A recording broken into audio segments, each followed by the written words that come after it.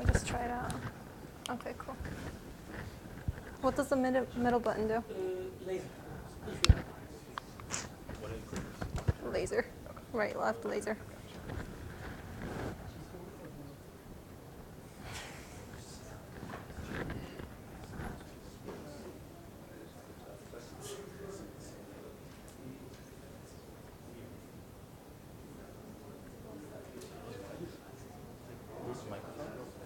Yeah. Well, fair. Yeah, he's like, that's what it's like.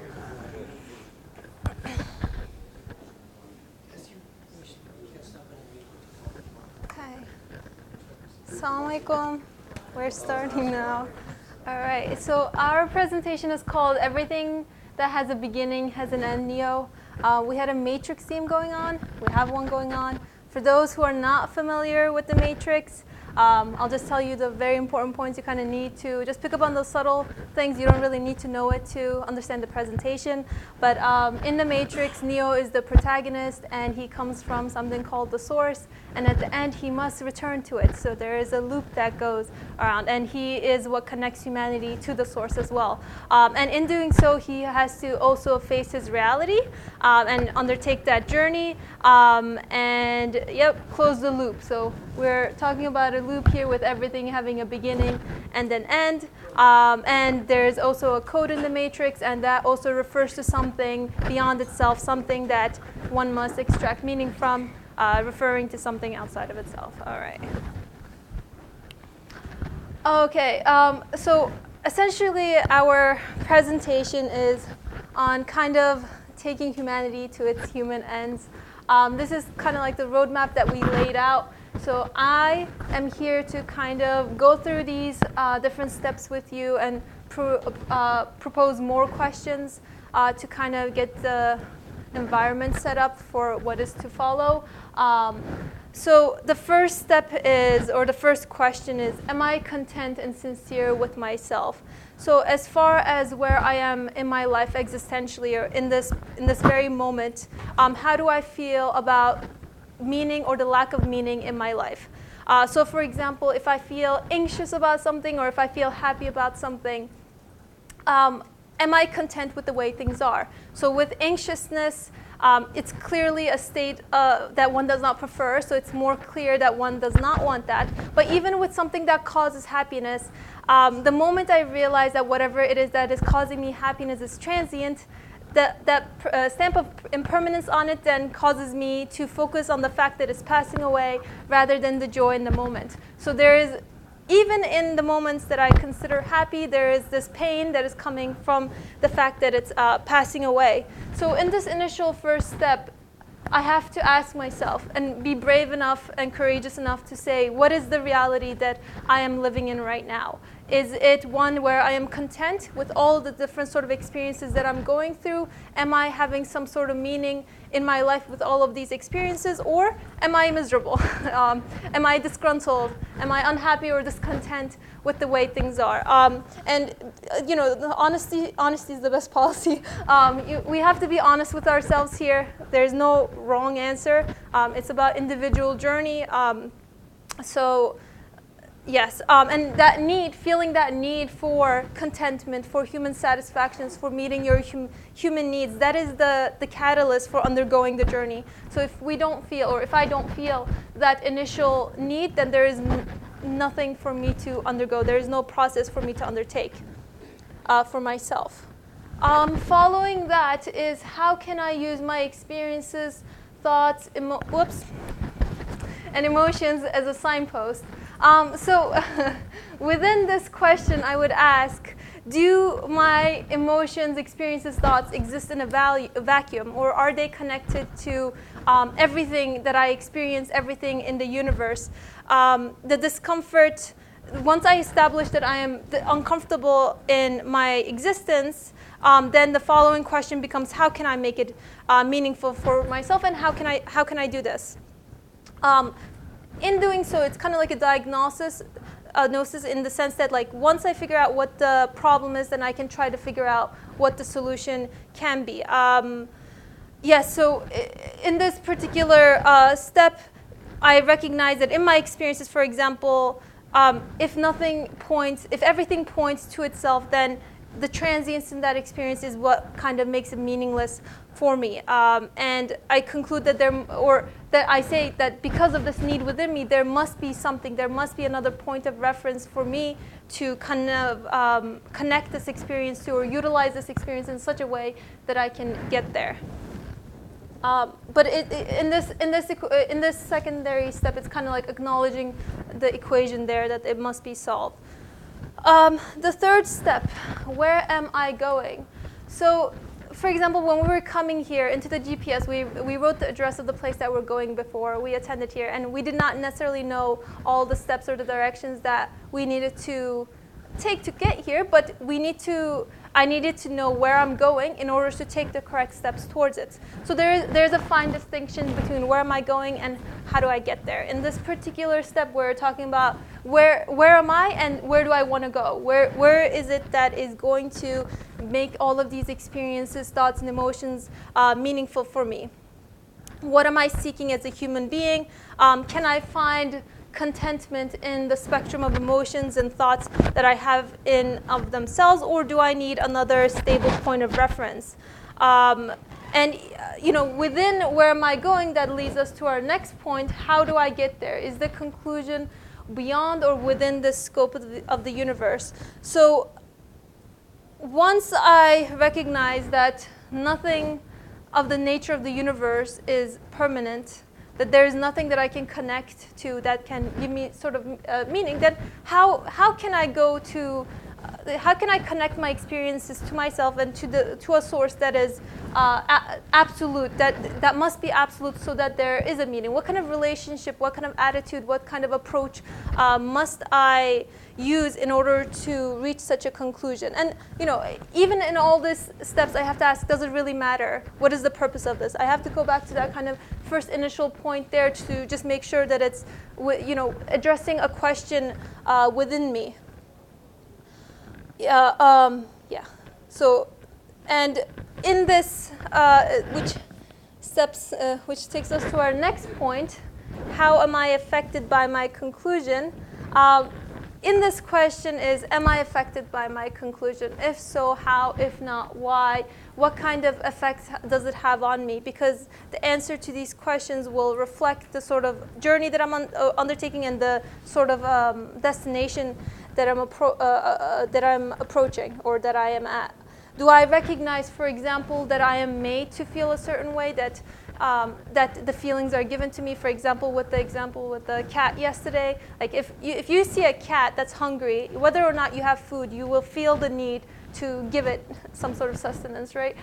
So all of these emotions are kind of working in a way that is beyond my control. I'm not talking about the free will aspect of it, but they're given to me in that moment. So am I corresponding with the source of the existence of the one who gave me these feelings, who established the atmosphere or the circumstance or the environment for me to have these feelings and these particular relationships with everything in the universe around me? And gave me the need to find the answers to these questions. The last point here is, how do I know I have arrived to the end? So technically this is not the end, but the end of a particular experience or a question or a need that I have. So how do I know that I've come to a point which is the correct point, or which is a point of not being able to go any further, like the logical ends to which I can bring that conclusion to? Does it fit my humanity? So we kind of go back to that initial point again. Am I now content? Does it fit my human expectations? And can I say that I've come to any logical human conclusion if there's no absolute in that particular conclusion? Because anything of the nature of the universe screams at me impermanence. And that is something that I struggle with to find meaning in my life. So these are the kind of questions we want to keep in mind throughout the rest of the presentation and the sort of the logic or the flow of thought throughout this process. Okay. So is there a riddle to be solved? Just to make this a little bit more interactive and lively, what is a riddle? Or anyone who can answer what a riddle is. This is not a trick question. It's a very basic question. Anyone? I will pick people if they do not raise their hands. I'm merciless. Not you. Not you. Yes, sir. What is not a riddle? What is not a riddle? Counter question with a question. Or a riddle. Sure. So that's a riddle. That's a riddle too. Yeah. So what makes a riddle a riddle? That is my question. The answer is not obvious. The answer is not obvious, right? Okay, very good. Thank you so much for participating. So a riddle is something where the answer is not obvious. There's a hidden meaning for me to decipher. There's a question there in front of me that is associated with me, that I find it personal, and I must undergo some sort of exercise or a process in order to try to figure it out. So the riddle here is, if I ask myself, is there anything in the universe, in my life, that I find worthy of questioning? Is my life, is there meaning in my life? Is there a purpose to understanding the meaning in my life? Is there a way for me to extract meaning from my life? Essentially, the riddle here is, what is the purpose, or what is the point of my life? Why am I living day to day? Why am I here right now? So that riddle is a key point in making sure that the process that we undergo is personal. It must relate to something within me, and it must, in order for it to take some sort of inner change and meaning. So yes, the riddle needs to, the riddle is in the need for finding meaning and contentment in my life. And if I do not feel the need to solve it, then there is essentially no drive to try to figure it out. And there's nothing for me to seek an answer to. And at the same time, if someone gives you the answer to a riddle, if you don't care about the riddle, or if you don't acknowledge it, there's no truth in it for me if I don't recognize it as a riddle. So no matter how true of an answer it may be, because I don't recognize it, then there is no meaning in it for me.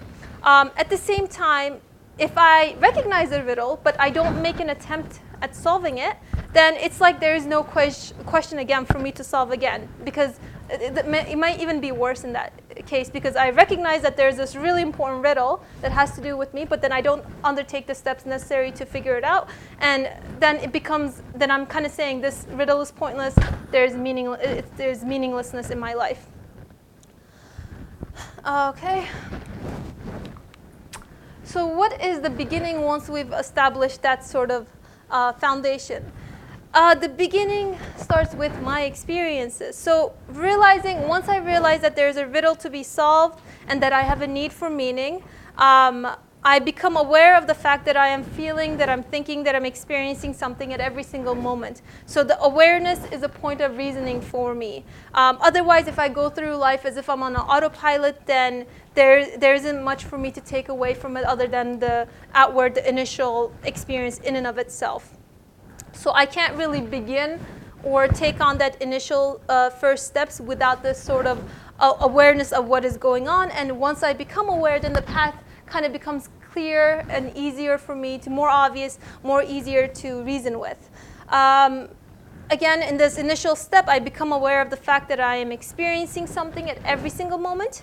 Every single moment of existence is, I'm experiencing something, there's something that I'm interacting with, and I, in a way, bear witness to myself experiencing these things or having these personal questions. And I am not the one who is acting upon myself or giving these questions or the need to find the answers to these questions to myself. Yeah. I'm given, the experiences that I'm given are beyond my control, and this is also very crucial in the initial first steps of undergoing the journey. It's a cool time lapse, right? Okay. Beginnings necessitate an end. All right, so where am I going? Continuous change. I'm subject to change. That is a reality I cannot change, right? Change is the only constant, as we say. All experiences die. Yesterday is already dead, and now here we are today. Yet there is a meaning. There's a need for meaning in everything that I experience. So I experience this dilemma where I have all of these physical experiences, and they have an expiration date, and yet again I have this need for meaning, and it's a contradiction that I find myself living in. So this pushes me to ask, then how can I make such experiences meaningful for me? And in that question is also responsibility, right? So the moment, again, that the question is within me, then I bear the responsibility of figuring out the answer. Following that, ongoing change points to continuous process. So the fact that I continuously experience this transience with my experiences, it's a realization of how of my impotence and poverty as far as my lack of control of my life goes. So there's like all of these things are happening to me. I'm feeling or experiencing these many different things, but I don't really have any control over it. And that is a very difficult situation to find myself if there's no other solution to it. However, having said this, this dilemma, every single dilemma or state of being discontent that I find myself in is an invitation for me to, hey, figure it out, here's the riddle, ding, ding, ding, you know. Kind of like drawing my attention to the situation, that unhappiness or that state of dissatisfaction is an alarm clock in a way, just kind of like wake up, hey, find an answer to this for me to undergo that process.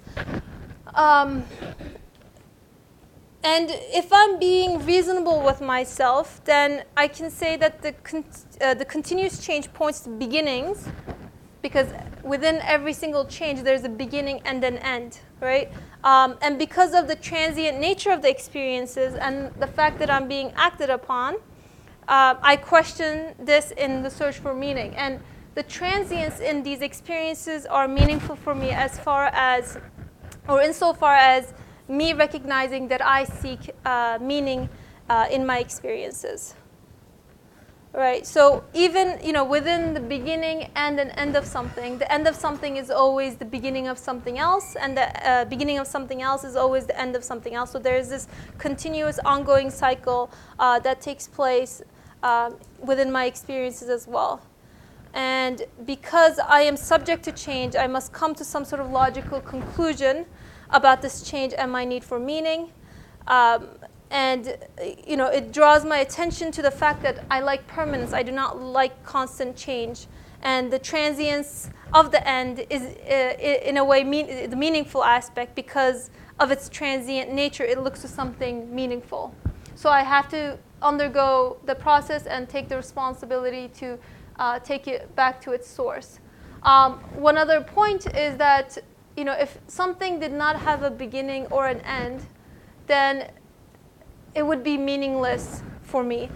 So if, for example, if I do not take any particular experience to an end, then I am not extracting any sort of permanent meaning from it. And that is, from that perspective, that experience is the same as if it's non-existent. There's kind of like no difference between life and death in that regards. So I need to find a way to make things meaningful for myself, and I can't be content if I haven't come to an absolute end. So concluding that I must use my experiences to get to an end, but then the next question is, how do I get there? That's a little stick figure with an eraser. And he's going to try to erase the path because it's not always obvious, but he can't. All right. So imposing arbitrary ends. Okay, so once, all actions that we carry out hold some sort of value in them. Every single action, whether it be sitting right now in this room, or every single part of your life, whether you're physically doing something or just sitting, everything is motivated by some sort of value. So that value or that action also is a reflection of my mindset or my worldview. So for example, if I help someone out, like for example, last week, actually, this is a true story, I was in the park and then there was this old lady carrying heavy grocery bags, and then I offered to help her. And then she said yes. And in that moment, I felt grateful for her saying yes to me to allow her to help her out, because I was actually expecting her to say no, because that's what tends to happen here. But she said yes. And then so I was feeling this like like initial gratitude kind of like to her for allowing me to kind of have this experience. But then as we walked towards her house, like the initial spark kind of disappeared. And it didn't really solve any of the problem itself, because she's going to go grocery shopping again, and I'm not going to be there, and she's going to have to carry those by herself. And on a larger scale, she told me about part of her life story, but she has all these sicknesses. She's going to die. I'm going to die. It doesn't solve any of these real existential issues within us. So even if I helped her carry her grocery bags, it doesn't really do anything. So even the initial happiness that I feel there, it's impermanent. It's fleeting. But the action there, or what I expect from that action, is referring to some sort of value that I am imposing upon it, or am I imposing a sort of value upon it? So to what kind of values, when I carry out a particular action, what kind of values do they carry, or where are these values coming from, and to what ends do they look?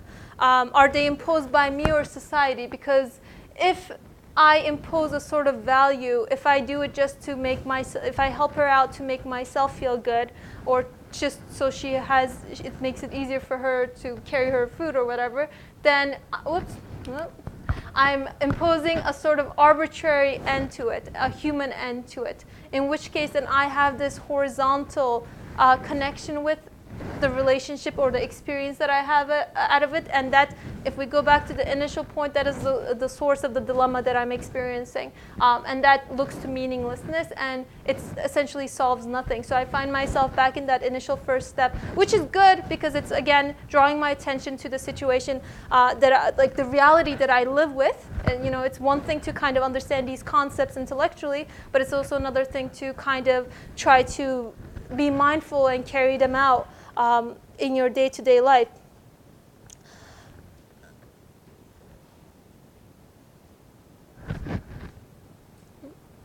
Right, so then this next point carries us to revelation. So when I look at my existence, my own existence and the universe, I say that it must, for me to feel content, it must look to something beyond itself, and that thing must also, this conclusion must also be supported by the entirety of creation as a whole, not as an arbitrary end by myself. Because if I impose a sort of certain value to an action, am I the source of that situation? Am I the source of the feeling that I get in that situation, or the one that made that situation or experience or feeling possible to me? If I am, then I can impose a sort of whatever ends that I want to take. But since I am not, then I have to say then only the source of existence of the one who placed me into this situation, who gave me these feelings, who gave me these relationships with everything in creation, who gave me these needs and these questions, must also be the one to give me the answers and tell me how I can make that sort of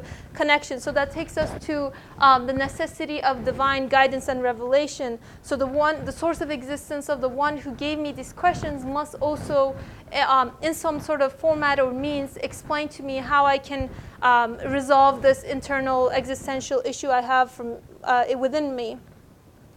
So revelation offers another way to utilize these experiences, and I have to ask myself, what does it mean for me to see these experiences as being given to me?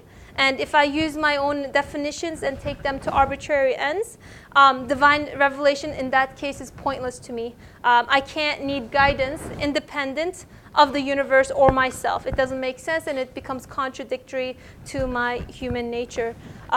So essentially, those are the type of questions and mindset that we want to keep in throughout the rest of the presentation. This is part 2 of Surah Ikhlas, as we did part 1, and Suhail here will take it away. There you go.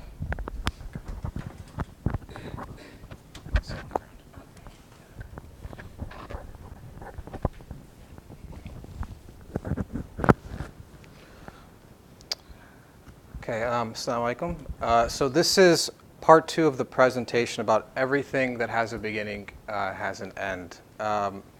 So bear with me. I'm going to give an example. If I'm, some of you may have heard this example I often give, but if I'm a farmer and I farm because I want to grow food to eat, to survive. And I realize in my experience, I have a seed in one hand and I have the earth in front of me. So I have soil and a seed. And I realize I know nothing about farming. And my experience tells me that every time I put a seed into the ground and there's water and then there's something out there in the sky that shines down, something grows and a plant sprouts up from the earth. So I conclude farming is dependent on an object out there, an external object out there that shines down on the earth, as long as there's a seed in the ground and there's water there. So the conclusion I come to necessarily is, if I'm farming, that there must be a sun out there, okay? And that's kind of how I operate in my life. Every season goes by, and every season, farming season, I do the same thing. Different seeds, though. They're all different seeds. No seed is alike, and no crop is alike either. But every single time I plant a seed, and I plant it in the ground, I do my part. There's soil and there's water. I always conclude that if there's the sun out there shining, it's not cloudy, the sun is bright, it's a clear sky, I'm going to get crop. I'm going to get corn, let's say, and I can harvest and I can eat, because that was my intention. I wanted to, going back to the initial road back, I wanted to survive. I want to live, and I realized I need to live by eating. Okay? Anybody have any questions about that example so far? And I'm going to tie it into what Hadija Beza was saying earlier. Okay. So let me ask this question. When I said there must be a sun out there, there must be an object out there that if it's shining down, I'm going to get a plant. What was I doing? What sort of process was I undergoing? Yeah. Okay, I observed that, but what am I doing when I say there must be an object out? If that object isn't there, then I can't get any harvest. What am I doing? Expectation. You're using your experience to posit the existence of something. Yeah. So what is that called, though? Reasoning? Reasoning to come to a conclusion. So I'm coming to a conclusion. All right. And I come to that. Can I come to a conclusion if I didn't go out and experience farming itself? No. I actually need to put the seed in the ground to talk about the sun. So let's say Bear Khan comes to me, and Bear Khan tells me, "Hey, Suhail, I like what you're doing. That's very interesting. You put something magical is happening. You put a seed into a ground, water, and you're getting some plant that you can eat, and you're feeling satisfied." I said, "Yeah, it is interesting. Do you want to know how to do it?" He says, "Yeah, I want to know how to do it." But I tell him, "Okay, let me tell you how to do it. You don't," and listen carefully, "you don't need that external object that I concluded. You don't need that thing to farm." Am I being reasonable? But why? Why can't I just say that?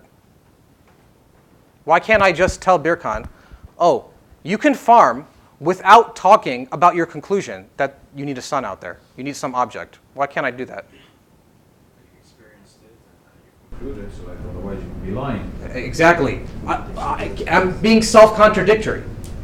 How can I talk about farming if I don't talk about the sun itself also, which is a part of my part of that experience? Okay. Can I also talk about farming if I don't talk about the seed or the soil or water? No. What am I really talking about then? Nothing. So, and this will become clear. Can you reason on non-existent premises? Can I reason about farming without talking about the seed, the soil, and the water? No, it's not possible. What sort of reasoning are you doing then? Nonsense. Nonsense. Can you even call it reasoning? No, it's not even being reasonable. So, Surat al-Ikhlas, what we studied, was that it's telling you not only how to reason, but the very nature of reasoning itself. Is reason blind? That's the question. And we'll go back to Khadija was saying, can you impose arbitrary ends? So what she was explaining was everything before qul. So before qul, what do you need to do first to examine? Like in the farming example, what do you actually need to do? Yeah, you need to actually experience. You need to talk about seeds. You need to talk about soil. You need to talk about water. Things that you actually are experiencing. Are those things real? Yeah, those are things I can experience directly. Now, and that's the first part. Experience equals the beginning.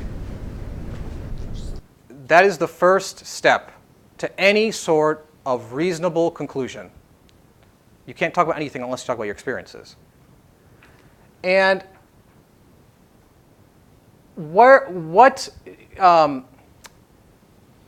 not sure how much we want to get into this, but Khadija alluded to this. How many different seeds could you possibly plant? Yeah, I mean, how many different plants could you have potentially?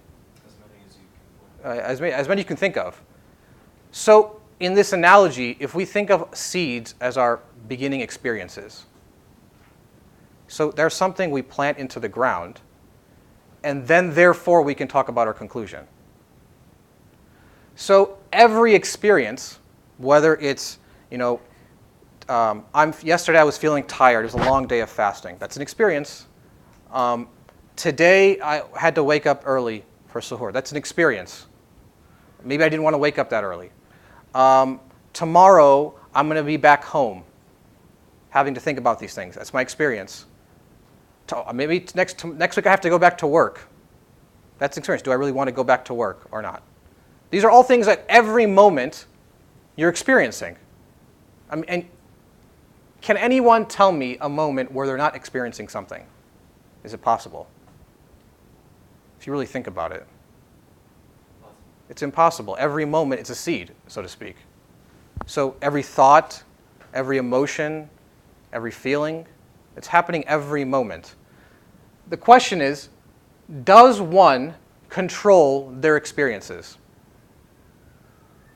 Or are we just given, made in such a way, moment to moment, a new seed is being planted within us. New seed, new seed, new seed.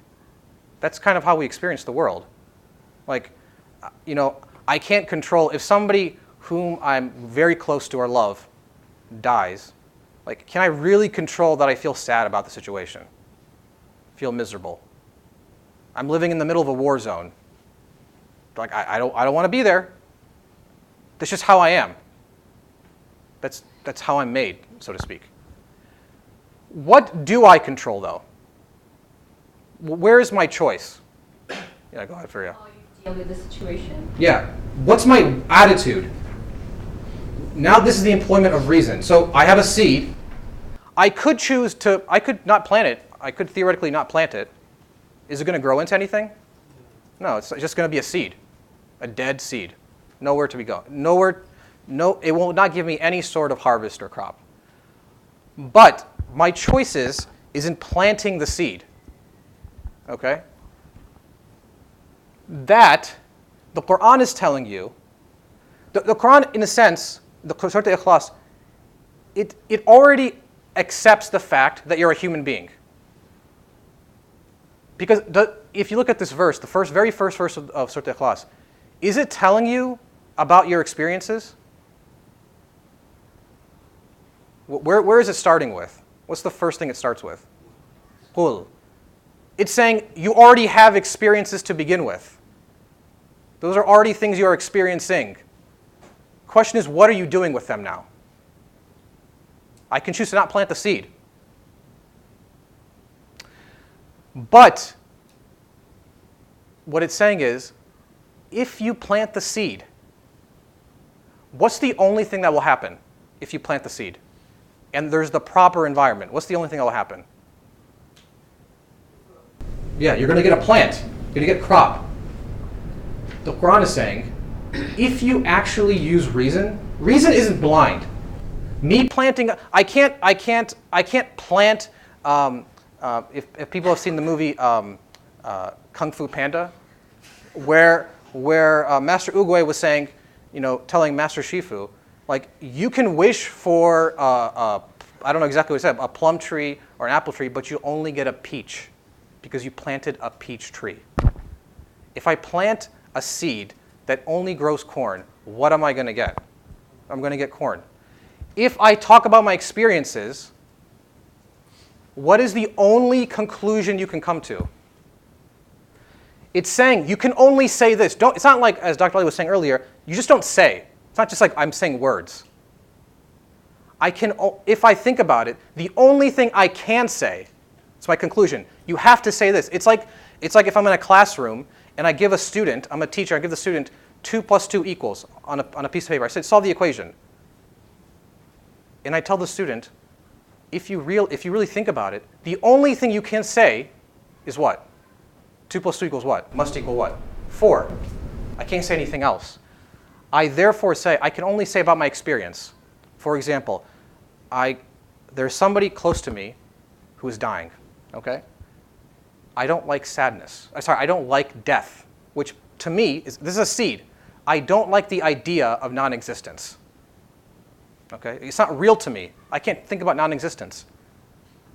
So then, what the Ikhlas is saying, if you go back to the title, Ikhlas, being sincere to your reasoning faculties, to all your human faculties, all you can say is that to whom does that person's existence belong to? The chapter is telling you right now. To who does it belong to? No, but what's the next word after kul? He, huwa, a one, huwa.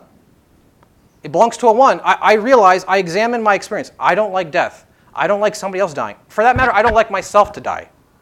I don't like non-existence. That's what it seems to be. Somebody just perishes and goes into the grave, never to be seen again. Well, I can only talk about that experience in reference to a one who gave that person existence to the relationship between me and that person, and my feeling of sadness. Okay? What must that one be then, if he is the source of existence of that sort of relationship and my experience? What must he be? No, not. Yeah. What does that really mean? What does huwa Allah mean? Go ahead. I don't understand. Can you What part didn't you get? all of it? So I said I have a seed. My experience. The example I was giving is I don't like death. Somebody's dying, or myself. My experience. If I plant the seed, a certain seed, and there's a certain environment present, I'm going to get a particular crop. If I plant the seed of my experience, what is the only conclusion I can come to? If I plant the seed, what? If I plant the seed, or if I investigate my experience, really question it, think about it. Mm-hmm. What is the only conclusion I'm coming to? It must grow. Well, yes, but where does that seed point to? Absolutely. So the seed was pointing to the sun, was it not? Mm-hmm. Is my experience necessarily pointing? If Birkan comes to me and says, how do you farm?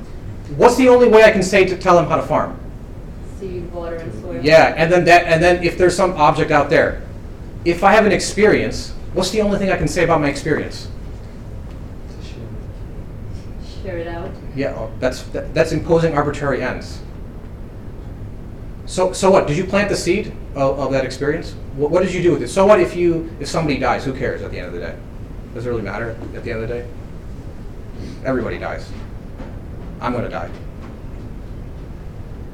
That's my point. The Quran is saying, if you have an experience, what's the only sound conclusion? Where does reasoning take you? Huh? Something other than the experience. It takes you to something other than the experience. It takes you, it says you need to say what? Say that experience belongs to huwa, a one. Does that make sense? But that experience is my experience. It is your experience. I didn't say it wasn't your experience. But how do I make conclusions based on what? Reasoning, Yeah, but using what? whatever I have available. Yeah, what's my experience? Whatever I have available is how I may come to a conclusion. I can't talk about farming if I've never farmed before. I can't talk about it in a vacuum, and I therefore can't talk to Birkan about farming. It makes no sense whatsoever. So if I say, I can only say it belongs to Hua, A1. And if that experience belongs to Hua, A1, who is Hua then? To me. Not me. Yeah, so the Quran is telling you who Hua must be. Who is Hua then? The next word is Allah. No, it's Allah first. And then it's who must be God? If you had to redefine God, what does that mean? It means source of existence of not only that experience, but the entire universe at the same time that you're experiencing that thing.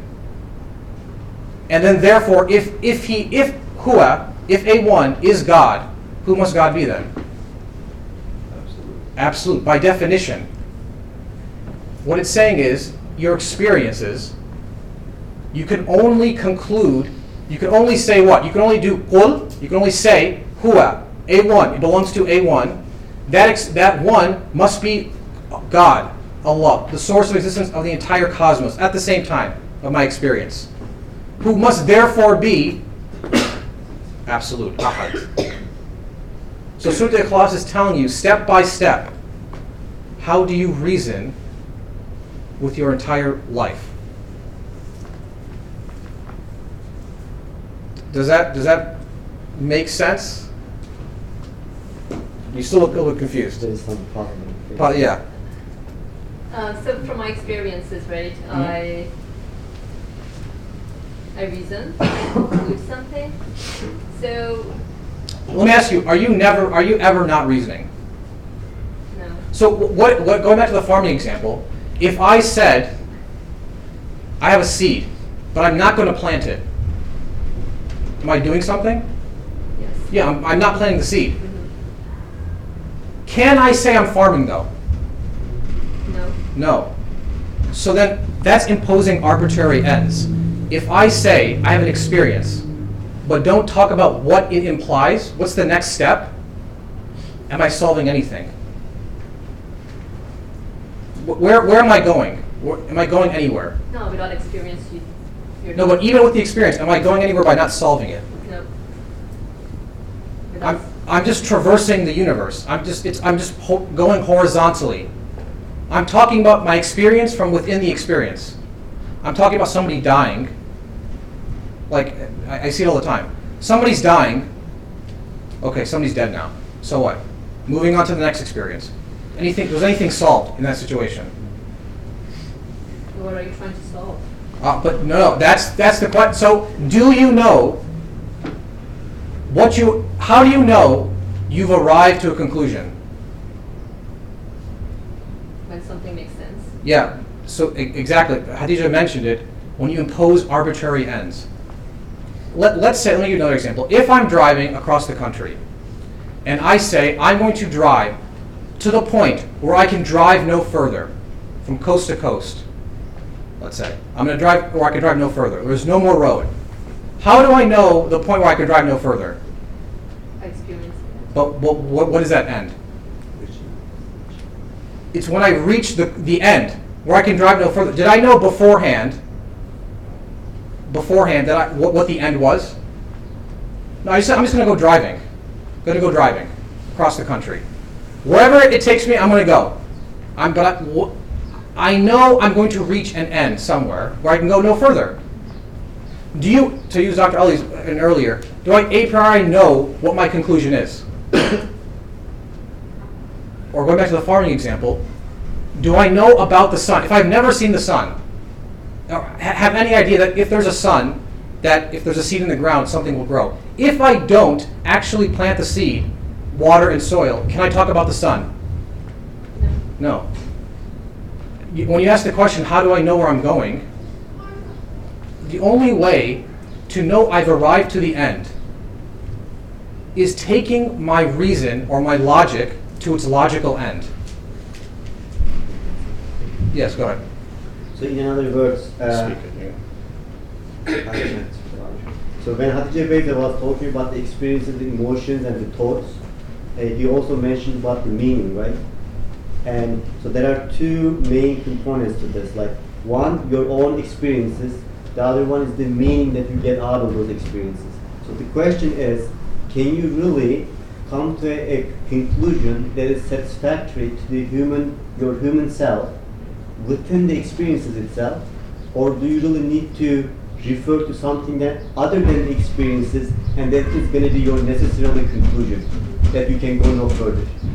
That is the question. And I think when the revelation comes, revelation is telling you that all those experiences that you have is telling you something other than the experiences, and that is, say he is God absolute.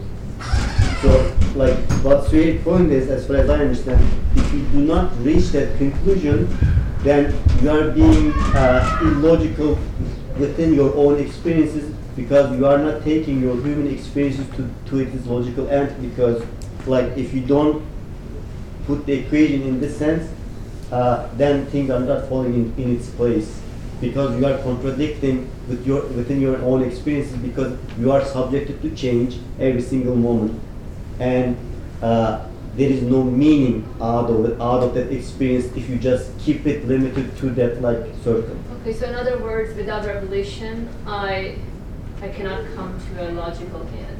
No, Only with revelation helps me come to the logical so end. the revelation makes known, for example, if I've never conceptualized or had an idea that there was some language called Mandarin, would I be able to speak Mandarin? Chinese? No, I have no idea what I'm talking about. It wouldn't even be known to me. How can I talk about absolute if I've never even presented the idea about absolute? I can't. But when I come to the conclusion, I say that there must be a one responsible for my experiences, who must be the cause of existence of the entire universe as well, who must be absolute. Once you reach absolute, what can you conclude beyond absolute? Is there any conclusion beyond absolute? Can you go one step further beyond absolute? No. There's nothing beyond absolute. If I say I'm going to go out driving today, and I'm going to go driving until the road takes me to its end, I realize what the end is when I reach the end. Does that make sense now? Now, if I give the counterexample, let's say I'm just, the Quran makes mention of this. I'm an atheist, and I say, I'm created out of nothing. We had a discussion about this. It's a bit challenging. I say, I'm created out of nothing. The Quran says it. People say it. You can say whatever you want. Am I being reasonable? Am I actually being logical? Am I using logic? Can I say, I'm not going to plant the seed, but I'm farming? No. Why can't I do that? Because what is the basis for your statement?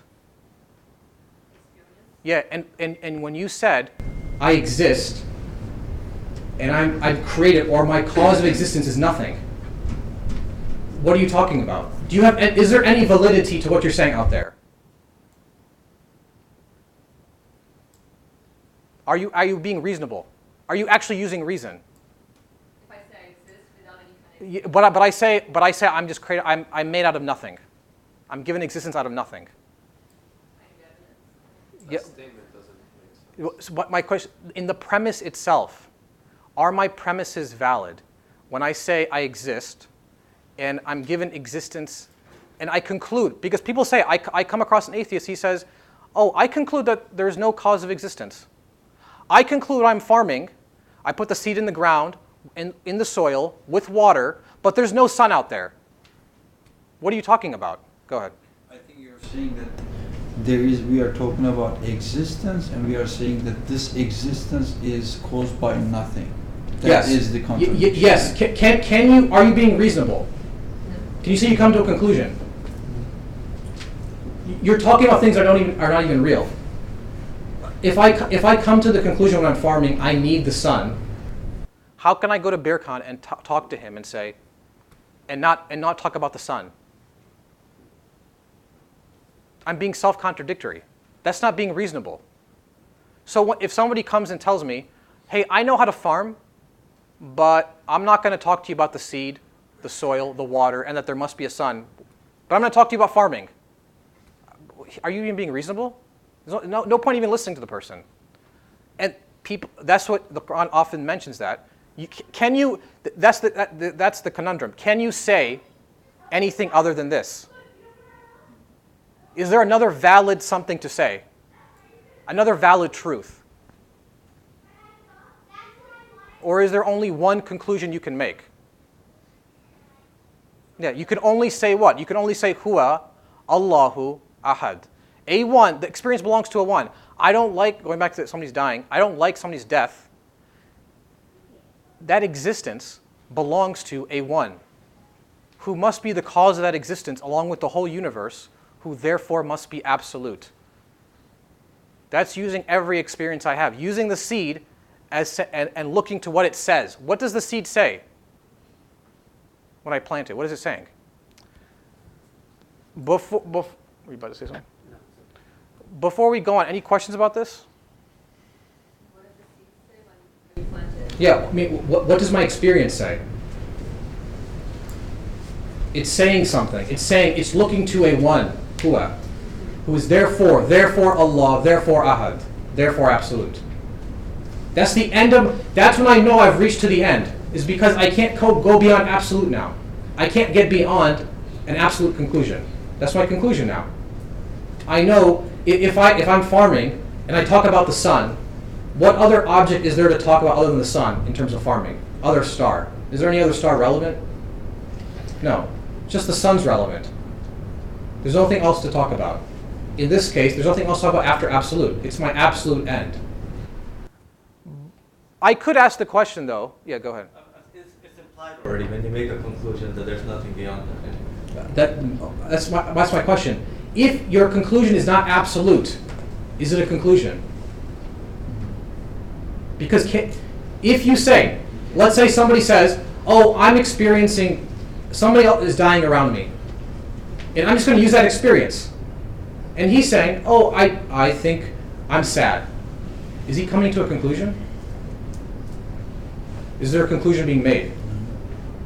He's not doing anything. It's a description of the experience. Yeah, he's just describing.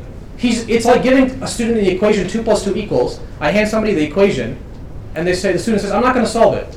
But it's an equation, you have to solve it. But no, there's no point. I said, but what does the equal mean?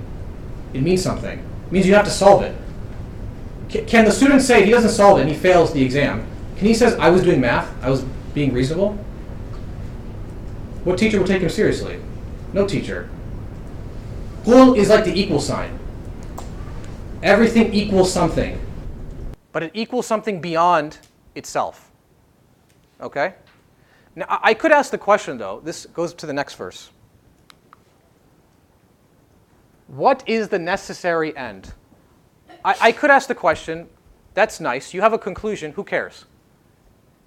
Going back to Hatija's point, getting into the realm of, are my conclusions affecting me? Because if I'm a student, well, actually going back to the point of, do I need to solve anything? And if I do solve something, and I figure out the way to get there, is my solution, my conclusion affecting me? Does it really matter if I'm a student and I don't solve the exam? Does it matter to me? Yes, it does matter. Why does it matter, though? Because you're a student. Your GPA. Your GPA. Oh, so you don't like it then? You don't like it when you fail?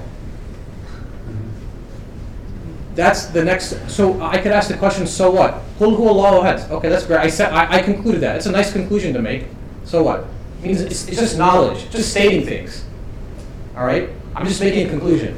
The question though is, I could say, somebody's dying, oh, that existence belongs to a one, that person's existence belongs to a one, who must be the source of existence of the entire universe, who therefore must be absolute. Okay, that's a nice conclusion. Great. How about my sadness? Did you address that? How about the fact I don't want to fail? So what does ahad really mean for me? Does it really make a difference? Who cares if the source of existence is absolute? Who really cares? It only makes a difference if it's relevant to me, if my conclusion is relevant to me. So the next verse says, Allahu Samad.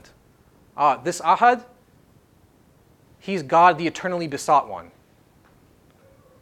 Meaning that, I put the example, laughter, tears, and reason. So the Quran uses like two comparisons between laughter and tears, like happiness or contentment and sadness.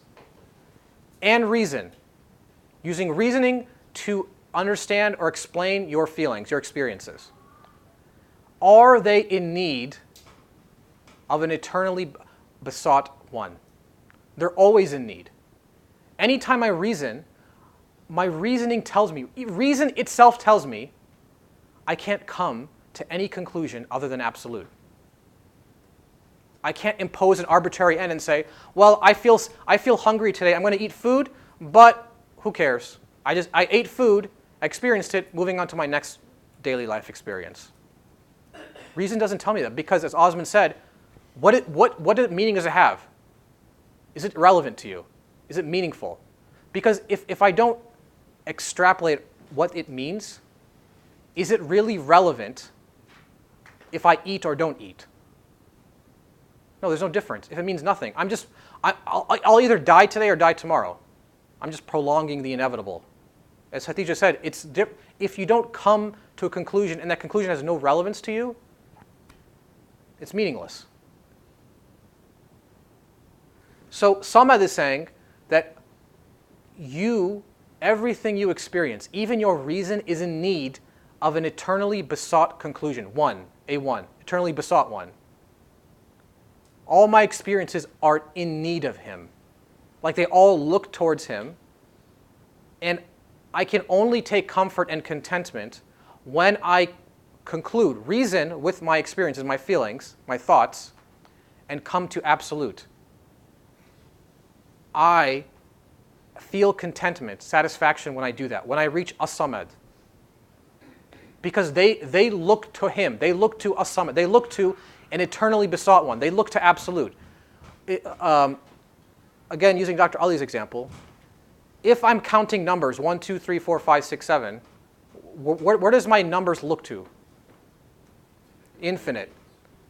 I can't talk about my experiences unless I refer to absolute.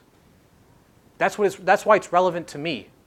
Because one, I'm being made in such a way where I'm experiencing. I don't control the seed that's being planted within me. I have no really control. I don't know why I feel so sad when somebody dies. Like, it just happens. I can't control that feeling. Or I feel so happy when somebody's born. It's very interesting. Two totally different human experiences, all within me. But I can choose how I interpret it. And I realize through my experience, they need an absolute conclusion, eternally besought source. Even my reason. I can't talk about my reasoning unless it comes to absolute certain conclusions. If somebody is dying, and I don't like non-existence, what is my experience telling me? What is it saying to me?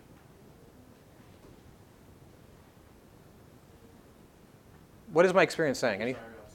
Yeah, well, but for me, if I don't like non-existence, what do I really want then? Yeah, eternal existence. That's what it means to be eternally besought. My feeling is telling me, oh, you need an absolute source who is eternally besought, meaning you want eternity. Okay, I love the spring weather, full bloom. Beauty. But it's perishing, it's all gone. Every season it goes away. What is my experiencing telling me about beauty?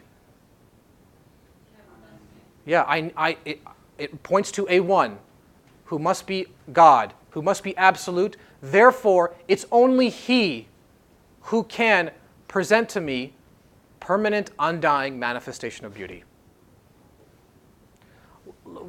How about my reasoning? I come to, why does somebody reason to come to what? A conclusion, as we talked about.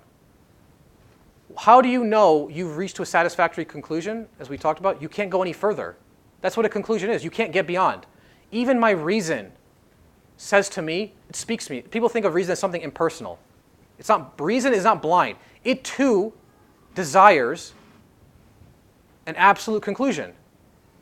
It wants certainty. That's what the whole point of reasoning is. Reason doesn't say, I want to come to 50% certainty, 85% certainty, 99% certainty. That's not certainty. It wants to come to 100% certainty. It's in need of an eternally besought one. Because every conclusion I come to will take me to an eternal source. You have 30 minutes. All right. Yes? Yeah, go ahead. At this stage,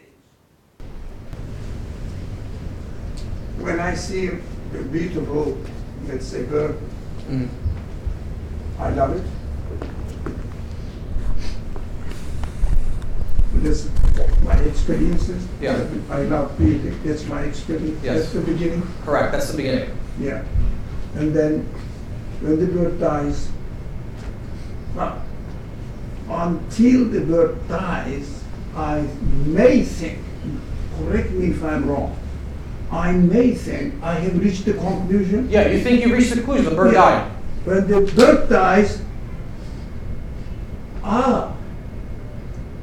this is not the end that I was expecting. Exactly. Because the beauty disappeared. Yeah. So the death of the bird tells me that you have not reached the conclusion. Exactly. You have not reached the end. Yeah. But we go through life thinking our experiences are the end. Even though they're all perishing. It's all dying every moment. So one interesting point, I think, in your presentation, Hatice, and yours, I don't know, there will be anyone else? There's a few more slides. No, anyone else? Anybody else? No, just us two. Okay, two of them. Okay. So I want to jump to this conclusion. If I see the beauty manifesting in the bird, and if I come to the conclusion and never ever the bird disappears. So no, I conclude that I love beauty and beauty is represented by this bird. So in this conclusion, if the bird does not disappear and the beauty together with the bird disappears, my conclusion would be, in this case, if the bird never disappears, would be not arbitrary. Did I understand? Correct, that yes. correct? But I would ask you, if the bird doesn't die, Yeah. would you be reasoning? That's the question. Are you even talking about belief? If the bird doesn't die and you just experience, Yeah. is there any reasoning to be done? So also, Would there be any reason to even go Is into there the even process? any reason to investigate? If the no, bird, if it doesn't die, you're just experiencing that. yeah, that's it. That's my conclusion. No. I love beauty in the bird. But is it a conclusion? Are you talking about something? Is a conclusion beyond the thing itself, or is it the thing itself? My question is, if I see the sun, does anybody who sees the sun say that the sun must exist, or do they just say the sun exists? The sun. They don't say the must exist. No. That's not a conclusion. It's obvious to you. I'm Conclusion. checking myself. Huh? If I'm checking myself, and I couldn't really follow you. Yes. But just to check myself. Yeah. If I say, I love beauty. No, but it's obvious to you. Yeah. But is it a conclusion? Are you concluding something? Are you making rational analysis and coming to a conclusion that has nothing to do with the thing itself?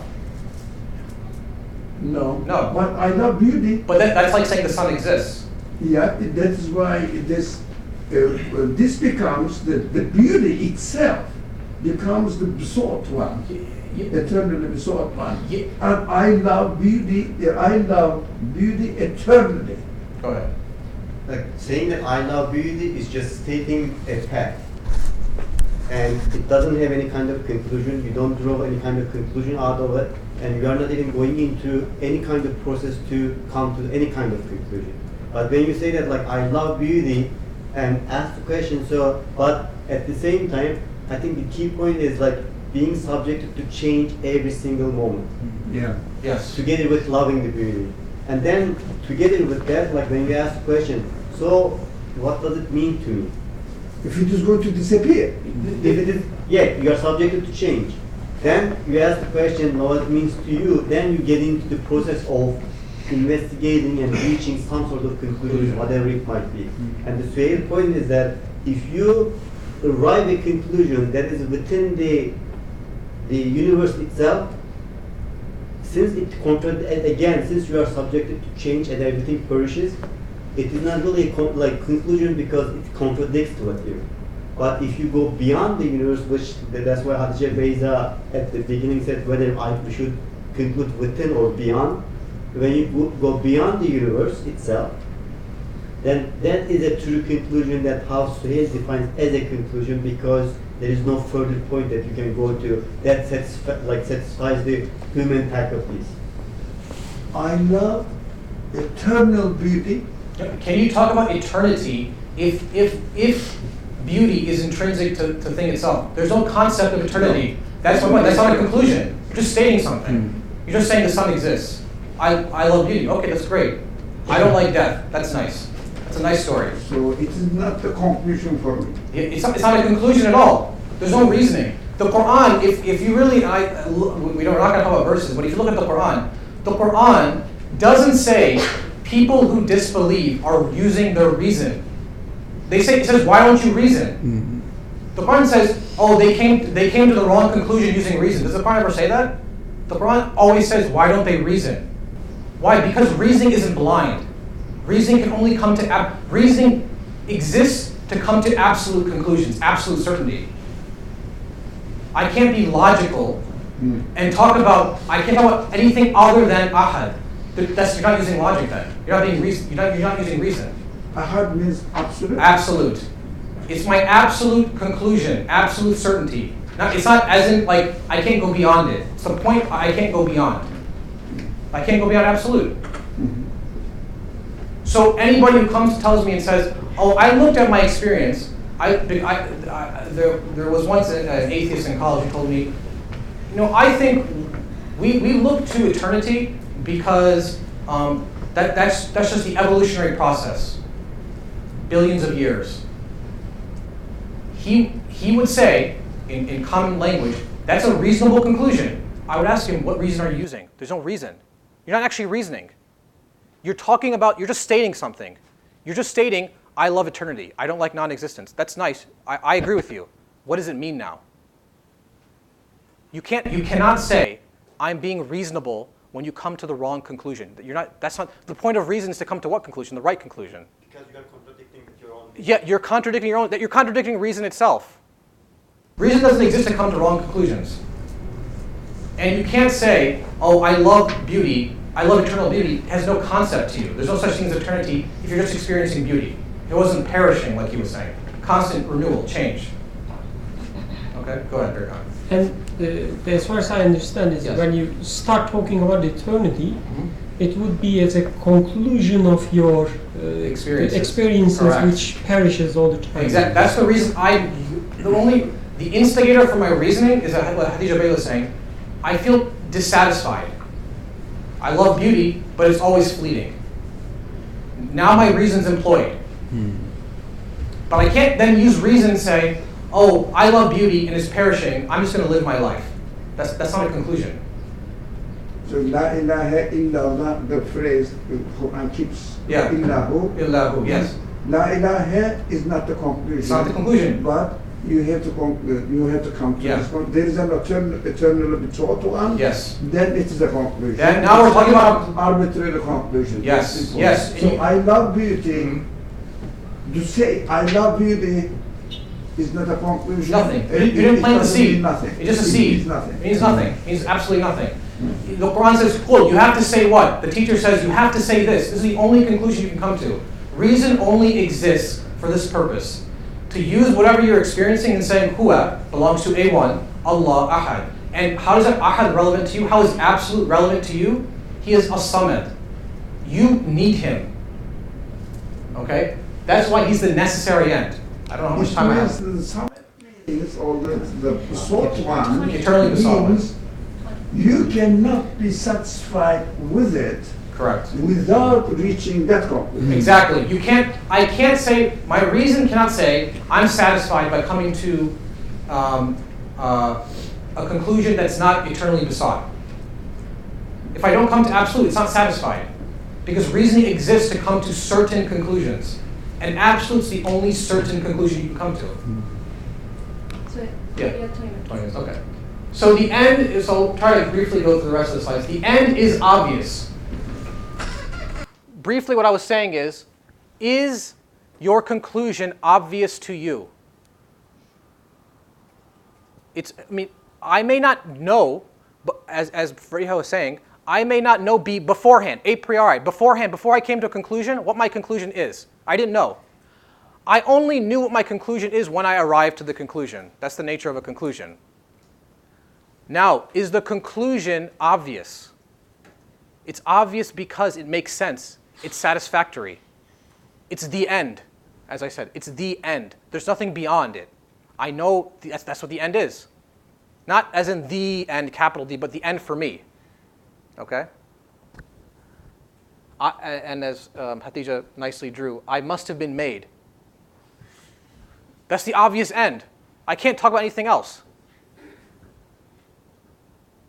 And that end goes through, I don't know if you're going to come there, with every experience, right? It's not just a one-time thing. Like No, it's a yeah. continuous process that you go through with Yeah. every single experience that in life. Yeah, like I said, how many seeds are you given in life? Innumerable. Every moment's like a new seed. You could plant it or you don't have to. It's your choice. That's a free will discussion, but you don't have to do anything. But, you could. Where is the certainty now? So the Quran is saying, okay, that's fine. You must be eternally besought. What does that mean, though? How can I be certain of that? What does it really mean to be as-samad? Ahad, and therefore as-samad. What does that really mean? It's saying, what it really means, the next step in its reasoning is, it means lam yalid wa lam yulad. He begets not, nor is he begotten.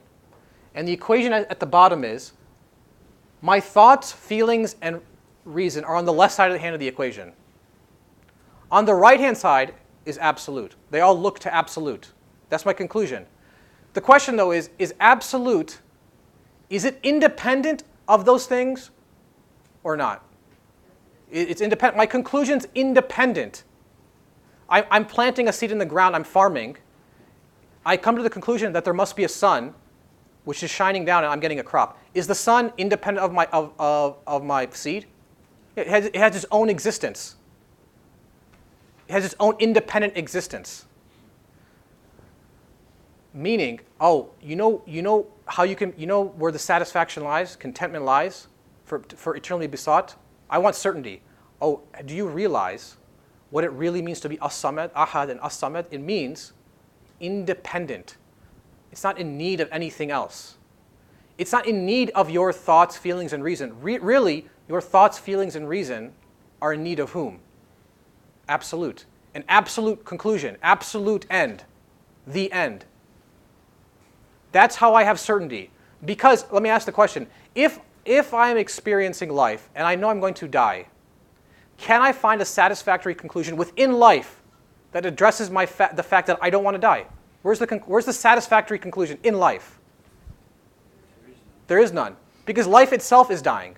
Hatija, the second slide was about the riddle. Can I solve a riddle from within the riddle itself? No, it's not possible. I tried, it didn't work. I too try. It doesn't work. It's not possible. It's self-contradictory. Lam yalid wa lam yulad is saying, as-samad, you know where certainty is? Your satisfaction is because those things cannot themselves solve their own riddle, their own problem. They need to look to absolute. Okay? So the first step was saying, I come to a conclusion, ahad. The second step was saying, what is that relevance of ahad to me, absolute to me? As-samad, eternally besought. I'm always in need of them in this constant change. How am I certain, how do I feel content that this eternally besought one is going to address my concern? I want eternal existence. I want permanent undying beauty. I want permanent undying mercy. I want permanent undying compassion. That's what man looks towards, his feelings look toward.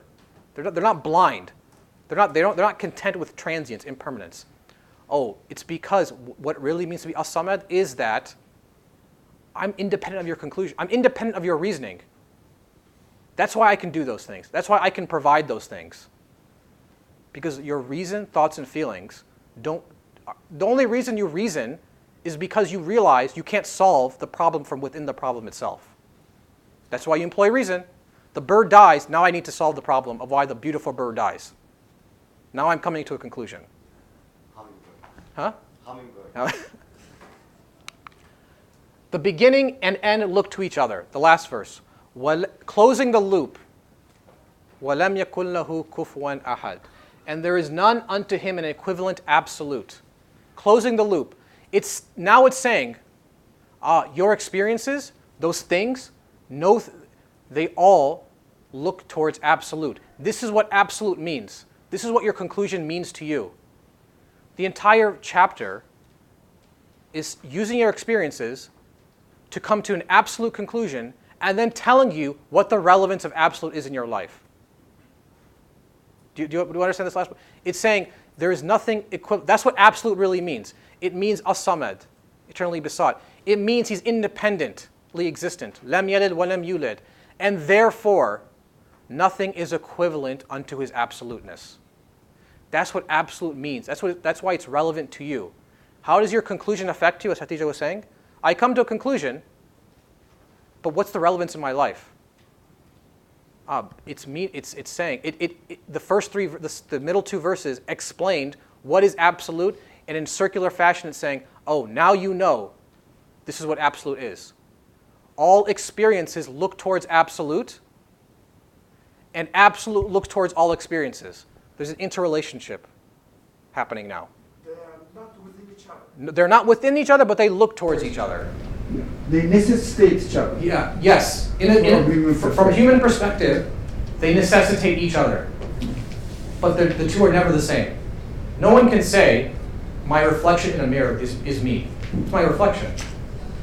But they all look to each other.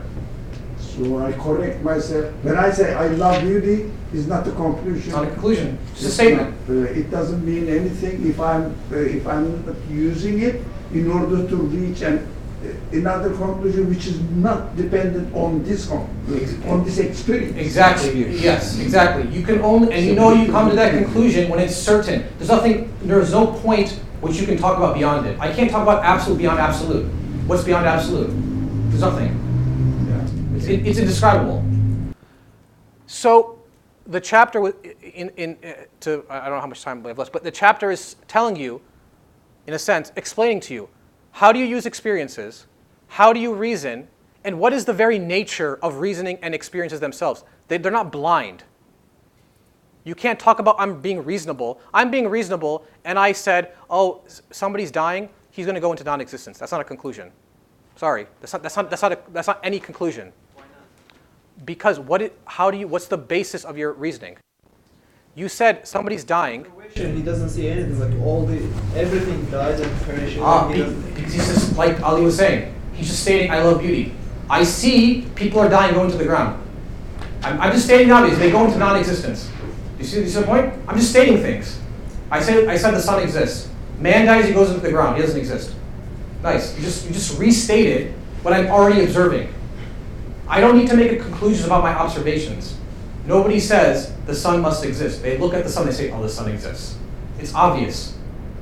Belief conclusions are not obvious in the sense that you can't just say, I come to a conclusion without using your choice. You actually have to exercise choice to make a conclusion. You're not making a conclusion when you say, I look at somebody dying and he goes into the ground, he doesn't exist. Okay, I understand, I agree with you. He doesn't exist for me in that moment either. What does it mean now? What does that point to? Now we're talking about reasonable conclusions. Yes. So can you say that then in here the assumption is as if human is programmed to arrive to the absolute, and unless and until human arrives to that conclusion, nothing makes sense. Yeah, you're not using reason then. You're just going in a circle. So it is like once somebody was giving an example of, let's say you come to a city and you are asking for post office, and somebody says, well, post office is next to bank. Yeah. And then you ask, where is bank? Then he says it's next to post office. Yeah. So it doesn't make any sense. Exactly. So the circle is then the circle is completed if you provide a link for me to the post office. So the link needs to be complete. Exactly. I need to complete my work. No, I can give a student 2 + 2 = on an exam. If the student doesn't solve the equation, can he tell me I'm doing math? No, he actually has to complete work to show me he's doing math.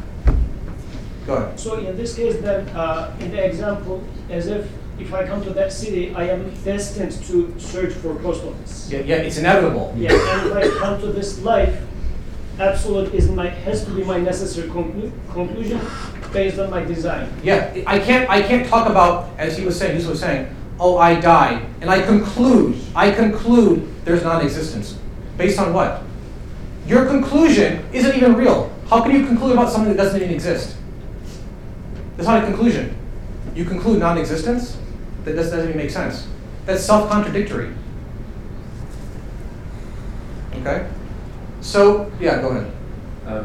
Could you go back and explain how absolute points to experience? I understand that experience. Which slide?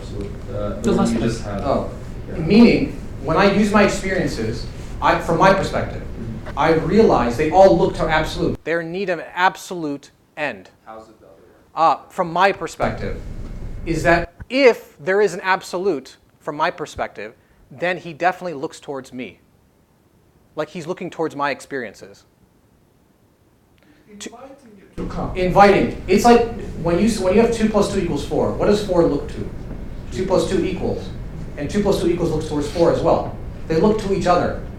As he was saying, Ali was saying, as if to say, as an invitation to reason. Absolute, from my perspective, is inviting me to reason using my experiences. From my perspective. In other words, like absolute is permanent, right? But everything that we experience is subjected to change. We are constantly undergoing some sort of change. So that would be the manifestation of the absolute in a way that like constantly invites us to go into everything we experience, go into the process to conclude that he is the absolute and he is the permanent one. Yeah, but that's still experience pointing to absolute. I just don't get the idea of starting from absolute to point to the need for experience. But if you're a teacher, what does it mean to be a teacher? The teacher looks towards whom? Students. And the students looks towards whom?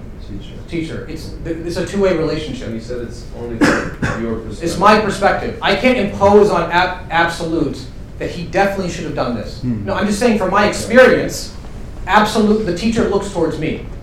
By having this universe, having my experiences, the absolute source is looking towards me. Absolute conclusion is looking towards me. Okay? Both sides of the equation look towards each other. Yeah, but like the way it was, I guess, introduced made me think that we're starting from knowing absolute and then experience. No, can you talk about your conclusion? Yeah. No, you can't talk about your conclusion until you arrive to a conclusion. That's why I didn't get it. You look like you want to say something.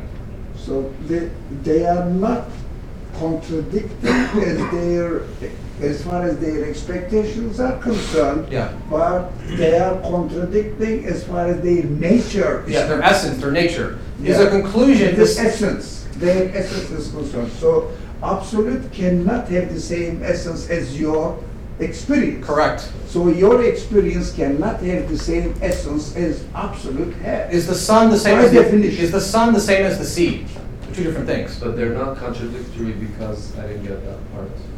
You said they were not. They are not contradictory as they invite each other, necessitate each other. So experience necessitates to come to the conclusion. Conclusion necessitates that you have to come to me through your experience. Okay. Do you see what's happening? It's a two-way relationship. I know there's not much time left. The last two slides is that how do I know where is my examination grade? It's in the title. But the judgment is in the conclusion. So if I get an exam, like it's like saying if I have an exam, you kind of know if you did well or not. You just kind of have this sort of intuition, like, oh, I probably failed or I probably did well. The judgment is in the conclusion. People think of judgment as like some judgment day out there, externalizing it way some distant future. The judgment is in the conclusion itself. If I come, how do I know I've arrived to the right conclusion? Is when that right conclusion is satisfactory to my human feelings, experiences, and my reason. That's when I know I've arrived to the right. I don't need to wait for some distant life. It's already happening. I feel content, satisfaction. My reason is feeling content. Oh, I've come to the certain end. That's certainty. So the end satisfies human expectations, and this becomes a sort of personal, as the last I was saying, a personal communication to the teacher. The teacher looks towards me, and my conclusion looks towards me, and I look towards the teacher using my experiences. Two-way relationship. I communicate. Okay. It's not just some conclusion out there. It's okay. That's why it's relevant to your practical life, because you're not talking about just conclusions out there. No, they're conclusions for you. That's what a conclusion is. It's for you. It's relevant to you. It's not a conclusion then. Who's concluding? It's you. You're concluding. I have a quick question. Yes. You said the teacher looks towards me in regards to what? Your experiences. Using your experiences to get to him. It was teaching, learning experience. Learning experience. The teacher is looking towards your experiences to come to the teacher. And your experiences are looking towards the teacher to get to him. Okay, that makes sense. Does that make sense? It's a two-way. Teacher taught you and expects you to learn what he taught you. Exactly, yes. So in the language of the Quran, God says, I have taught you all my names, qualities. Now I expect you to return the source of these qualities to me. Back to me, exactly. That is what the two-way relationship is. All judgments must return to him. This is pretty much saying the same thing. Words, thoughts, and feelings must always go back to absolute. That's how you close the loop. And every moment, every experience, you can always close the loop. You can always plant the seed, talk about your conclusion, and have a personal relationship. Whether it's life and death, contentment, satisfaction, sadness. So one example I wanted to give. You were talking about non-existence with death. Let's give another practical example. If somebody has something, Birkan has something I want. Okay? He has some intellect, beauty, wisdom, all right? Wise, and I was like, he has a full head of hair, yes. So, and I want those things. Can I conclude? Is it being reasonable to conclude, oh, he has those things, they belong to him, he must have done something to deserve them or own them, and maybe to the point that I not only want them, but I also kind of wish he doesn't have them. Am I being reasonable?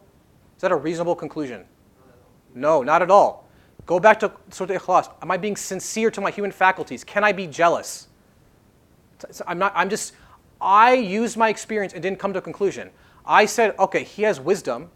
Oh, do I say that his wisdom belongs to Huwa, A1, who therefore is the cause of existence? Must be an absolute, cause of existence. Any sort of wisdom you see manifest in the universe, who therefore must.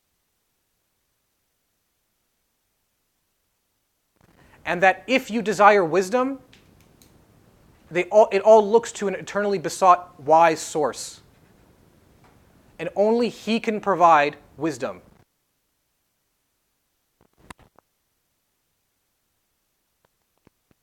Who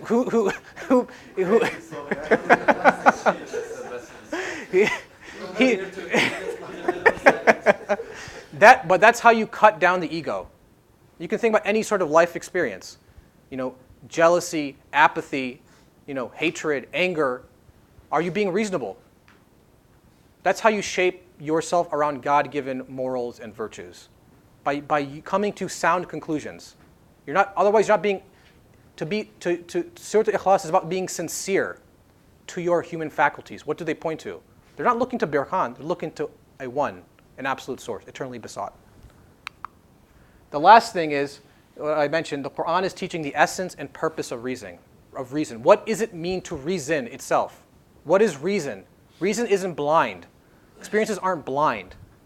They all point, to be sincere, al-ikhlas, is to be sincere to essence, purpose, and manner of reasoning with one's faculties. They exist solely for absolute ends. I can only come to an absolute conclusion. And that's how I see the stamp, seal of divine unity, or I see the stamp of absolute on everything in my life, every experience. And the picture on the left was about the prophet or messengership. This is what messengership is. Messengership isn't teaching you some facts. It's not coming to you with a book saying, oh, you feel sad about a death. Oh, the Quran is going to explain it away. Some external information source is going to explain away your sadness. No, the Quran is saying, oh, use your experience to come back to me. That's the whole point. Otherwise, what's the point of having a seed? That's what messengership is teaching. How do you use your life experiences, the transient nature of your life, to make reasonable conclusions, to take logic to its logical ends? Otherwise, you're not being a human being. And with that, go ahead. Joke said, yes. This is Muhammad Rasulullah. The way of writing is copied from the first print of money. Yes, it's from supposedly his stamp. So do you think that our conclusion turned it into money? I don't know how to answer that. Maybe you shouldn't. We kind of debated about putting that up there or not, yes. And we decided that we should just keep it. We'll just keep it. But we kind of expected that somebody would come out of the crowd and say something. The intention, the meaning we took from it was different. The meaning we took from it was that, what is messengership teaching you? That's you could have got a better calligraphy. The picture of the messenger. And with that, that is the end or the beginning. Red pill. Red pill, and if you get the reference, is the Matrix. Do you either take the red pill and see for reality for what it is, or do you take the blue pill and you go back to sleep, living your life as it is? That is the solution of the matrix. The Matrix. And with that, we're out of time. All right, thank you very much.